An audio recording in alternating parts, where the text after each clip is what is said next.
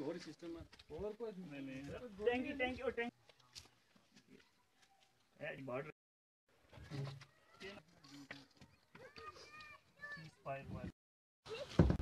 खूब सेकंड दे दे कब नहीं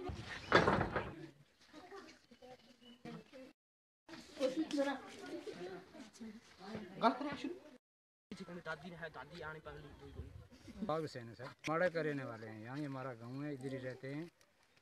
तो सुकून हमारी यहाँ की है। इस वक्त यहाँ बच्चे जाते हैं, उनको परेशानी है, फायर में दस्त है, बच्चों को भी, हमें भी दस्त है, चल फिर नहीं सकता। यहाँ इन मकान के ऊपर आन के टैंकियाँ उड़ाई हैं, फायर नहीं तो इंसान को कहाँ छोड़ेगा।